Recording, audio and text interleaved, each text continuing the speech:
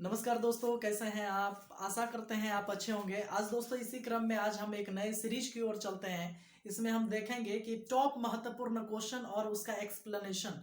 अगर क्वेश्चन के जरिए हम उन सभी चीज़ों के बारे में जानने का प्रयास करेंगे जो बार बार परीक्षाओं में पूछे जाते हैं। ठीक है दोस्तों, तो हम एक प्रश्न के माध्यम से जितने भी क्वेश्चन लगभग जो बन सकते हैं उनको हम कोशिश करेंगे कि उसी के माध्यम से समझा पाएं और हम लोग अच्छे से जान पाएं। ठीक है दोस्तों, हम शुरू करते हैं। और चलिए, आप अगर होगा तो नोट भी कर लीजिएगा तो आपके लिए ज़्यादा अच्छा रहेगा।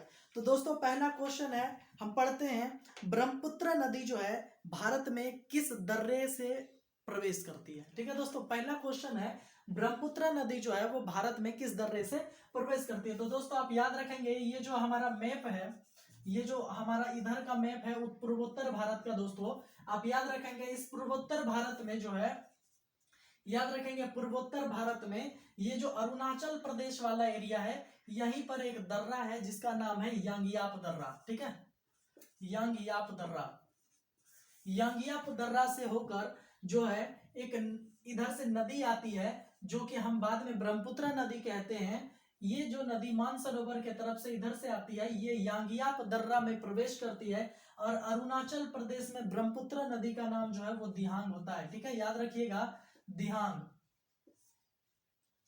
दिहांग। ठीक है, दिहांग नदी अरुणाचल प्रदेश में दिहांग कहलाता है। और जैसे ही अरुणाचल प्रदेश के बाद ये असम वाला इलाका में आता है तो असम में ही इसका नाम प्रॉपर रूप से जो है ब्रह्मपुत्र होता है दोस्तों। ठीक है, जैसे ही ये यांगियाप दर्रा से प्रवेश करती है नदी तो इसका नाम जो है दिहांग हो जाता है। और दिहांग के बाद इसका मेनली रूप से ब्रह्मपुत्र जो नाम है वो असम में होता है। ठीक है दोस्तों, इससे जो प्रश्न बन सकते हैं वो हम लोग जानने का प्रयास करते हैं। ब्रह्मपुत्र नदी के द्वारा ही असम में ही विश्व का सबसे बड़े नदी द्वीप का निर्माण किया जाता है जिसका नाम है मजुली द्वीप।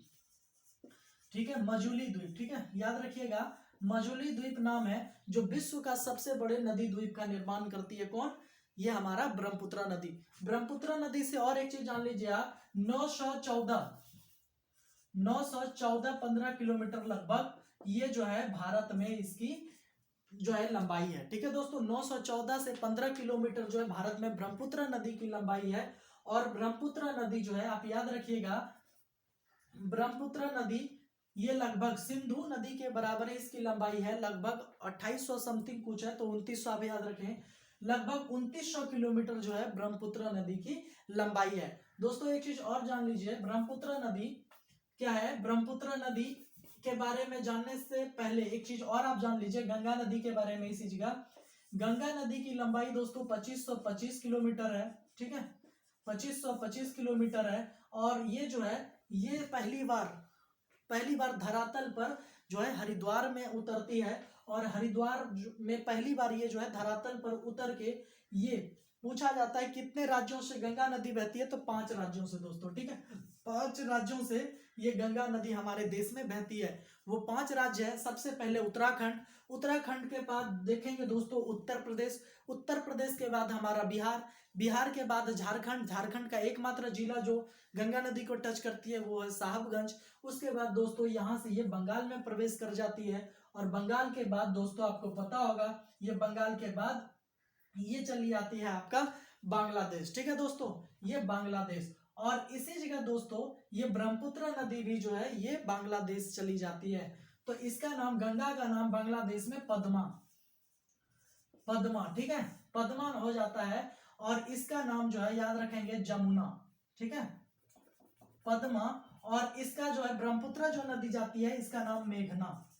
ठीक है, मेघना। और जो ये दोनों सम्मिलित मिल जाती है तो इसका नाम हो जाता है जमुना। ठीक है, जमुना। याद रखेंगे दोस्तों, ये जमुना नाम हो जाता है इनके सम्मिलित धारा का। ठीक है दोस्तों, अब हम लोग आगे बढ़ते हैं।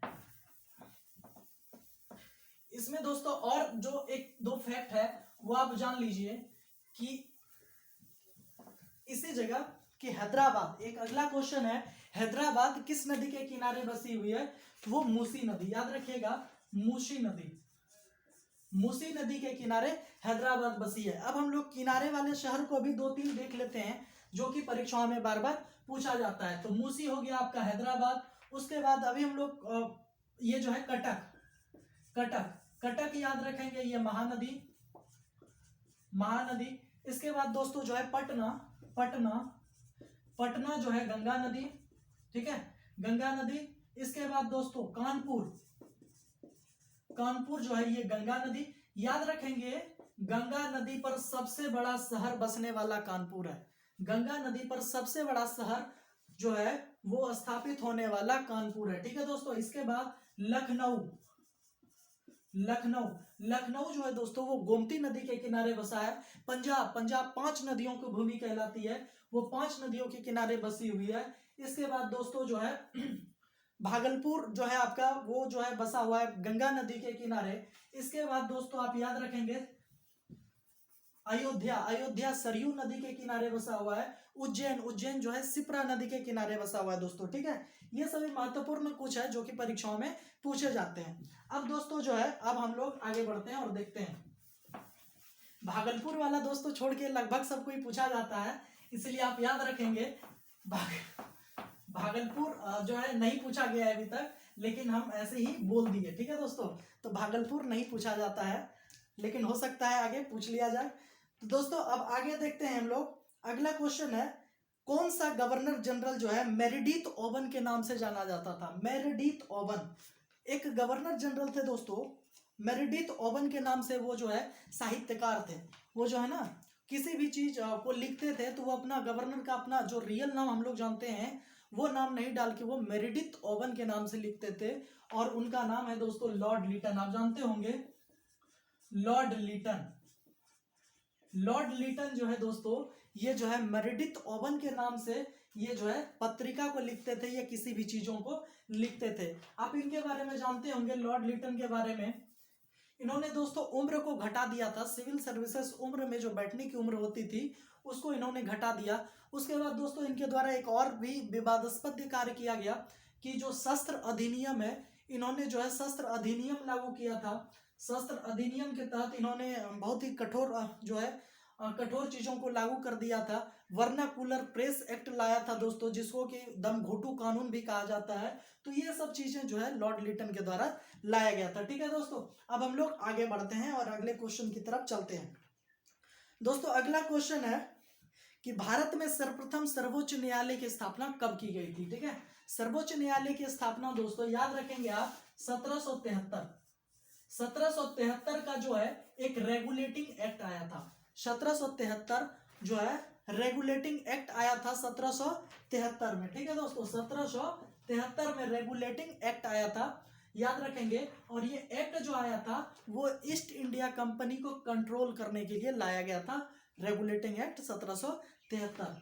इसी के माध्यम से दोस्तों पहली बार सर्वोच्च न्यायालय, ठीक है, सर्वोच्च न्यायालय की स्थापना की गई थी, ठीक है। सर्वोच्च न्यायालय की स्थापना की गई थी और कलकत्ता में, ठीक है, कलकत्ता में सर्वोच्च न्यायालय की स्थापना 1773 एक्ट के तहत 1774 में की गई थी, ठीक है। याद रखिएगा डेट 1774 में। और इसके पहले जो न्यायाधीश बने थे मुख्य न्यायाधीश एलिजा इम्पे, याद रखिएगा एलिजा एम्पे, ठीक है। एलिजा एम्पे इसके पहले मुख्य न्यायाधीश बने थे दोस्तों, ठीक है। इसके बाद धीरे धीरे और भी जैसे जैसे बढ़ती गई तो धीरे धीरे हमारा ये एक्ट के तहत नए नए एक्ट के तहत और भी बढ़ी। और याद होगा आपको 1935 में संघीय न्यायालय की भी स्थापना की गई थी 1935 में। और 1950 में जो है हमारा 1950 में जो है याद होगा हमारा सर्वोच्च न्यायालय भी बना था आजादी के बाद वाला, ठीक है दोस्तों। अब हम लोग आगे बढ़ते हैं और आगे देखते हैं। आगे जो है दोस्तों वो हम लोग देखते हैं व्यवस्था। ये पूछा जाता है दोस्तों रैयतवाड़ी व्यवस्था कितने प्रतिशत भूभाग पर लागू किया गया था। तो दोस्तों 3 चीजें हम पढ़ेंगे इसमें। एक था रैयतवाड़ी, दूसरा था महालवाड़ी और तीसरा था अस्थाई बंदोबस्त। तो दोस्तों ये जो है सबसे इसमें पहले जो आया वो जो है आपका याद रखिएगा 1793 में जो है ये आया था अस्थाई बंदोबस्त। अस्थाई बंदोबस्त दोस्तों ये लागू किया था लॉर्ड कॉर्नवालिस के द्वारा, ठीक है। लॉर्ड कॉर्नवालिस के द्वारा लागू किया गया था। याद रखिएगा कॉर्नवालिस 2 बार गवर्नर जनरल बन के भारत आए थे और इनका जो है मकबरा भी भारत में ही है। पूछा जाता है कि एकमात्र गवर्नर जिसका जो है मकबरा भारत में है वो कौन थे, तो लॉर्ड कॉर्नवालिस। इसका मकबरा जो है यूपी के गाजीपुर में है दोस्तों, ठीक है, गाजीपुर में इसका मकबरा है। एक और प्रश्न बनता है कि कौन ऐसा वायसराय या गवर्नर था जिसकी मृत्यु भारत में ही हुई थी, तो दोस्तों वो जो थे लॉर्ड मेयो थे, लॉर्ड मेयो, जिसकी हत्या जो है अंडमान जेल में एक शेर खान नामक कैदी के द्वारा कर दिया गया था, ठीक है दोस्तों। तो दोनों पॉइंट आप याद रखेंगे। तो दोस्तों अभी हम लोग उस पर नहीं है, इधर आइए, इधर जो है इसको लागू करने का जो श्रेय है अस्थायी बंदोबस्त का लॉर्ड कॉर्नवालिस को दिया जाता है, और इन्होंने कुल भूमि का 19% लागू किया था दोस्तों, ठीक है, 19% भूभाग पर लागू किया था। यह परीक्षा में प्रश्न बनता है। इसके बाद दोस्तों एक और व्यवस्था आई थी जिसका नाम था महालवाड़ी व्यवस्था, ठीक है, महालवाड़ी व्यवस्था दोस्तों ये याद रखिएगा, ये 30% भूमि पर लागू किया गया था, ठीक है, महालवाड़ी व्यवस्था 30% भूमि पर लागू किया गया था। और एक था रैयतवाड़ी व्यवस्था जो कि दोस्तों 51% भूमि पर लागू किया गया था। याद रखिएगा ये रैयतवाड़ी व्यवस्था। तो तीनों व्यवस्था को आप याद रखेंगे, उनका जो है परसेंटेज याद रखिएगा कितने प्रतिशत भूमि पर रखा गया था इसको, ठीक है दोस्तों। अब हम आगे बढ़ते हैं, अब हम लोग आगे देखते हैं आगे क्या क्वेश्चन है दोस्तों।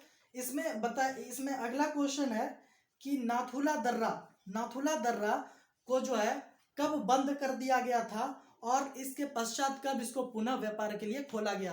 तो दोस्तों आपको पता होगा नाथुला दर्रा जो है 1962 याद होगा, 1962 में भारत और चीन के बीच युद्ध हुआ था। भारत और चीन के बीच जो युद्ध हुआ पंचशील समझौता के उल्लंघन को लेके 1962 में ही व्यापार को बंद कर दिया गया भारत सरकार के द्वारा एक नाथुला दर्रा से, ठीक है, नाथुला दर्रा को बंद कर दिया गया और बाद में इसको पुनः 2006 में जो है इसको पुनः व्यापार के लिए खोल दिया गया। तो नाथुला दर्रा दोस्तों जो है ये है हमारा सिक्किम में, ठीक है, सिक्किम में हमारा नाथुला दर्रा है। तो भारत में मुख्यतः 3 दर्रे से जो है व्यापार होता है, एक नाथुला दर्रा, एक जो है सिपकिला दर्रा और एक है लिपुलेख दर्रा। लिपुलेख दर्रा जो है उत्तराखंड में है और जो है सिपकिला दर्रा जो है हमारा हिमाचल प्रदेश में है दोस्तों, ठीक है। तो इन दर्रों के माध्यम से जो है ये किया जाता है व्यापार, ठीक है, कहाँ, चाइना से, ठीक है दोस्तों। अब हम लोग आगे बढ़ते हैं और आगे देखते हैं आगे के प्रश्नों को। आपको बताए होंगे हम पंचशील समझौता जो है वो 1954 में हुआ था चाओ एंड लाओ के द्वारा, चाओ एंड लाओ और जो है इसके जो एक और नेता थे हमारे देश के पंडित जवाहरलाल नेहरू के द्वारा, ठीक है दोस्तों। अब आगे आइए, अगला जो क्वेश्चन है वो ये है दोस्तों, नबार्ड बैंक की स्थापना किस समिति के सिफारिश पे की गई थी। तो नबार्ड बैंक की स्थापना दोस्तों याद रखिएगा, नबार्ड बैंक की स्थापना 12 जुलाई 1982, 12 जुलाई 1982 को नबार्ड की स्थापना की गई थी। नबार्ड बैंक जो है देश का सबसे बड़ा कृषि ऋण देने वाला, जो हमारा कृषि और भूमि ऋण जो है ये हमारा नबार्ड देता है। नबार्ड का जो मुख्यालय है वो मुंबई है, ठीक है, मुंबई, नबार्ड का मुख्यालय मुंबई है। और ये जो है शिवरामन समिति, याद रखिएगा शिवरामन समिति की सिफारिश पर जो है नबार्ड की स्थापना की गई थी। वर्तमान में नबार्ड के जो सीईओ हैं, ठीक है, नबार्ड के जो मुख्य प्रबंधक है उसका नाम है गोविंद चेंटेला, ठीक है, गोविंद चेंटेला जो है इनके अभी वर्तमान में सीईओ है, ठीक है, इनके महाप्रबंधक निदेशक हैं, ठीक है, नबार्ड के। इसके बाद जो है एसबीआई दोस्तों जो है ये इसकी स्थापना 1 जुलाई 1955 को हुआ था। आईसीआईसी बैंक की भी स्थापना 1955 को हुआ था। इसके बाद दोस्तों एसबीआई जो है 1921 में एक बैंक बना था जो कि bank of Bengal, bank of Madras, bank of Bombay को मिलाकर इंपीरियल बैंक ऑफ इंडिया बनाया गया था 1921 में। इसी को कन्वर्ट कर दिया गया 1 जुलाई 1955 में एसबीआई में, जिसकी स्थापना गोरेवाला समिति की सिफारिश पे हुआ था दोस्तों, ठीक है, गोरेवाला समिति। इसके बाद दोस्तों आरबीआई जो है हम बताए थे यंग हिल्टन आयोग की कमेटी की सिफारिश पर ये किया गया था। और ये इंपीरियल बैंक ऑफ इंडिया की सिफारिश चेम्बरलिन समिति की सिफारिश पे किया गया था जो 1914 में बना था, ठीक है दोस्तों। अब हम लोग आगे बढ़ते हैं,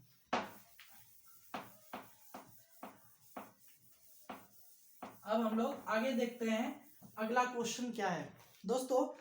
आगे जो है वो आप याद रखिए। भारतीय क्रिकेट की शुरुआत किस वर्ष हुआ था? भारत में जो क्रिकेट खेलना प्रारंभ हुआ वो किस वर्ष हुआ था दोस्तों? आप याद रखेंगे 1932। 1932 में जो है भारत में क्रिकेट खेलना प्रारंभ हो गया था। और इसके पहले जो कैप्टन थे वो थे C.K. नायडू। C.K. नायडू, ठीक है दोस्तों, C.K. नायडू इसके पहले कैप्टन थे। और इन्हीं के देखरेख में पहली बार 1932 में भारत क्रिकेट खेला था इंग्लैंड के साथ, ठीक है दोस्तों। इसके बाद इसमें क्रिकेट से संबंधित और एक चीज जान जाइए, क्रिकेट की सबसे सर्वोच्च संस्था होती है ICC, इंडिया, ये इंटरनेशनल क्रिकेट काउंसिल, ठीक है दोस्तों, ICC। इसका जो स्थापना है वो 1909 में ये हुआ था दुबई इसका हेडक्वार्टर है दोस्तों, ठीक है। एकमात्र ऐसा ये लगभग संगठन है जिसका कोई सदस्य ना होते हुए भी इसका मुख्यालय दूसरे जगहों पे है। तो दुबई दोस्तों, अभी रिसेंटली यहाँ IPL भी खेली गई और जो है हमारा वर्ल्ड कप भी खेला गया था, ठीक है दोस्तों। ये जो है ICC, ठीक है। इसके बाद दोस्तों ICC के बाद हम लोग देखते हैं इसमें और एक दो चीज आप जान लीजिए। ये तो हुआ वर्ल्ड का। भारत का अगर पूछे तो भारत की सबसे बड़ी संस्था BCCI, ठीक है, BCCI है, जो कि इसकी स्थापना जो है 1928 में हुआ था, 1928 में, ठीक है दोस्तों, 1928 में। इसके बाद आप एक चीज और जान जाइए कि भारत पहली बार वर्ल्ड कप 1983, भारत पहली बार 1983 में वर्ल्ड कप को जीता भारत पहली बार, ठीक है। इसके बाद दोस्तों दूसरी बार 2011, ठीक है दोस्तों, 2011 इस समय कपिल देव की कप्तानी में जीते थे और दूसरी बार महेंद्र सिंह धोनी की कप्तानी में, ठीक है दोस्तों। इसके बाद दोस्तों अब आ जाइए इधर, थोड़ा और देख लेते हैं। एकमात्र बल्लेबाज जो विश्व की पहले ऐसे बल्लेबाज जो दोहरा शतक लगाने में वनडे एक दिवसीय मैच में वनडे में दोहरा शतक लगाया था, उनका नाम था सचिन तेंदुलकर। और ये बांग्लादेश के खिलाफ जो है दोस्तों ये डबल सेंचुरी, वर्ल्ड का पहला बल्लेबाज बना जो 200 रन एक दिवसीय मैच में लगाया था। और वर्ल्ड का ऐसा पहला भारतीय बल्लेबाज भी रोहित शर्मा है जिन्होंने 3 वनडे में दोहरी सेंचुरी लगाई है, ठीक है दोस्तों। अब हम लोग आगे बढ़ते हैं और आगे के प्रश्नों को देखते हैं।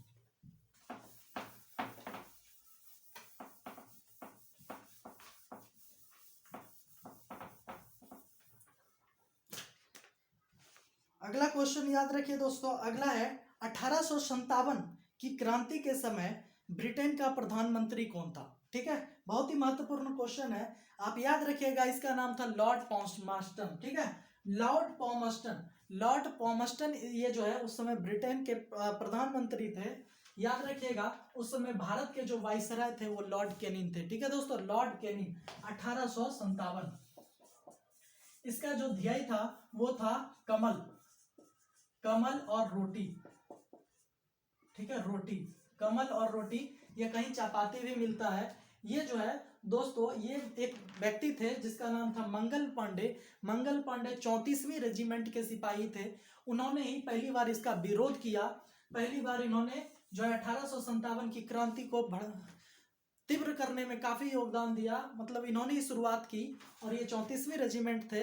कारण ये था दोस्तों कि पहले जो राइफल यूज किया जाता था उसका नाम था एनफील्ड राइफल, ठीक है, ब्राउन वेस राइफल। उसके जगह पे दोस्तों एक और राइफल लाई जिसका नाम था एनफील्ड राइफल। एनफील्ड राइफल में दोस्तों जो कारतूस लगाया जाता था वो मुंह से तोड़ के लगाया जाता था, मुंह में डाल के उसको खोलना होता था उनके कवर को। तो दोस्तों ऐसी धारणाएं हो गई, ऐसी जो है अफवाह उड़ गई कि उसमें जो है गाय की और सूअर की जो है उसमें चर्बी या मांस का प्रयोग किया जाता है।